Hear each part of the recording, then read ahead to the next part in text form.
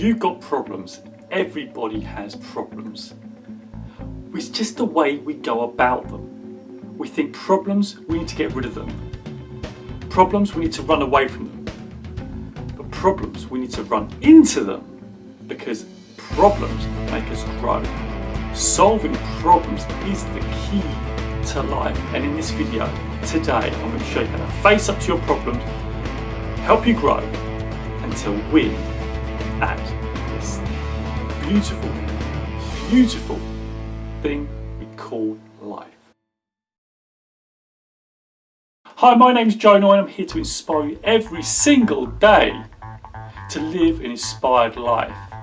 And today we're talking about problems. Problems that are there because we are living a life.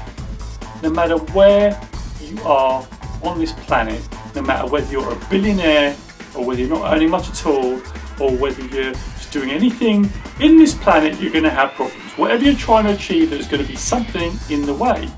So why is it that we tend to shy away from those problems? That we don't want the problems. We want to have that easy life.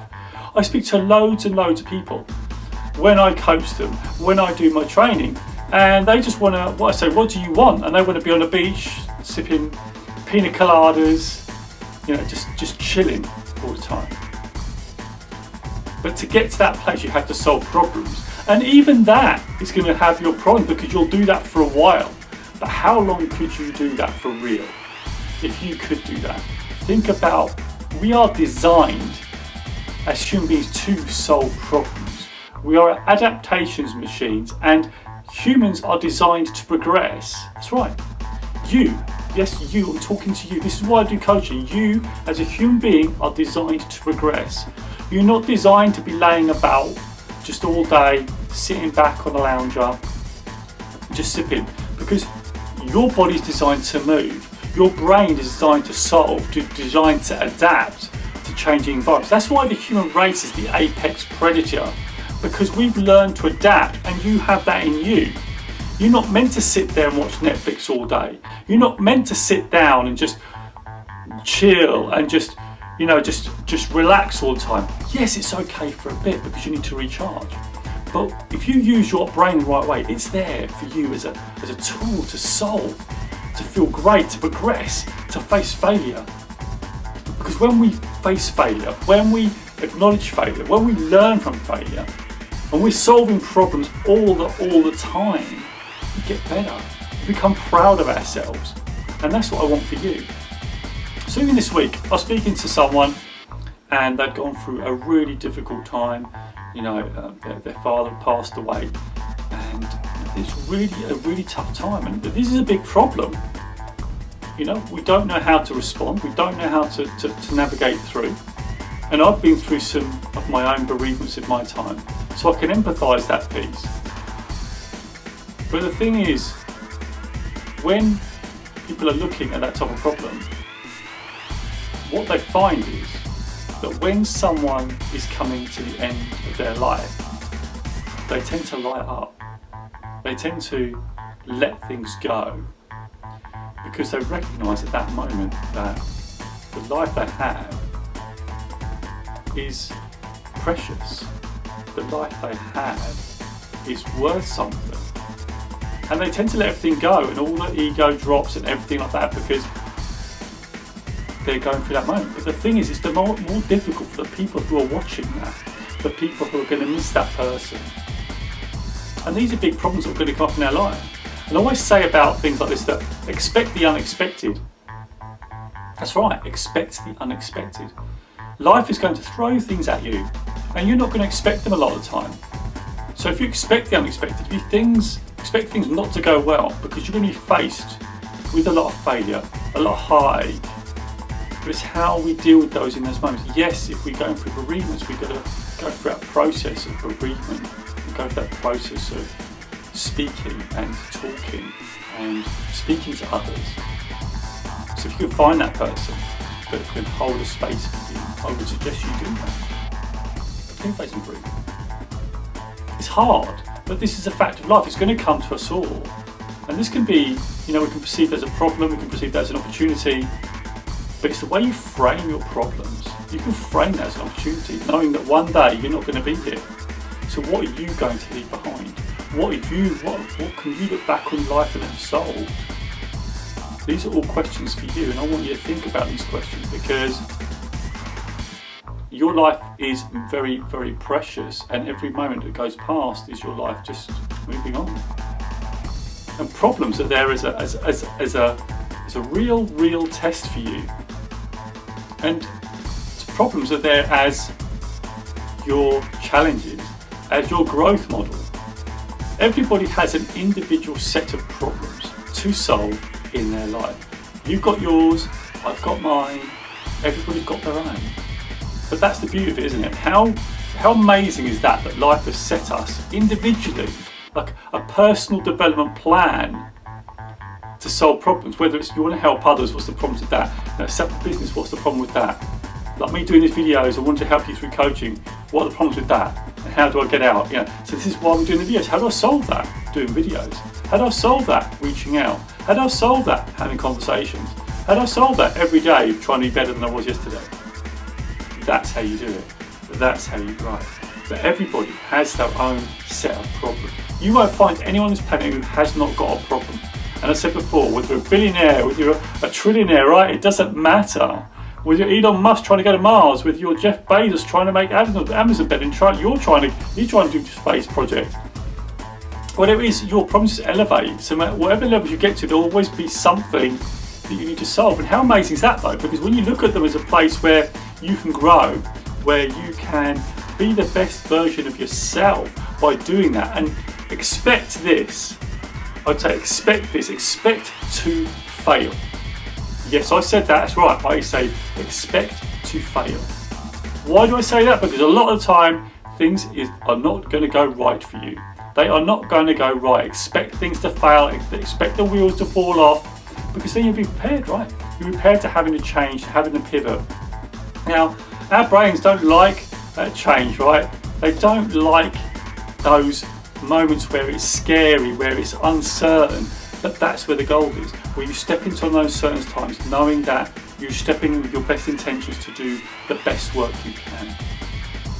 The best intentions to serve others in those moments, if that's the issue at that moment. To be compassionate. If we are problem solving together, to work together, to listen to each other, to help each other through each other's problems. How amazing is that? And that's why I do all this, because I want this video to serve you. I want this video to recognise that actually your problems are an opportunity, to frame that in a way where you can step into your problems with bravery, with a sense of I can have a go at this, and know that if I fail I will learn, and if I succeed I will feel great. So there's two sides to the coin. You can have a win-win in a situation where you solve problems. That's right.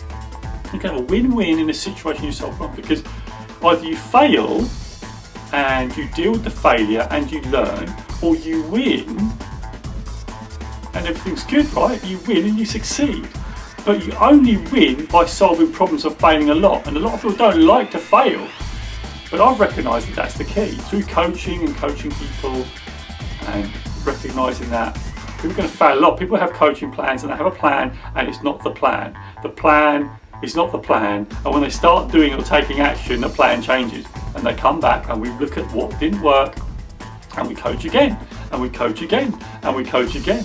And then gradually you build resilience. Gradually you build the skills. Gradually you step into those problems and you get better.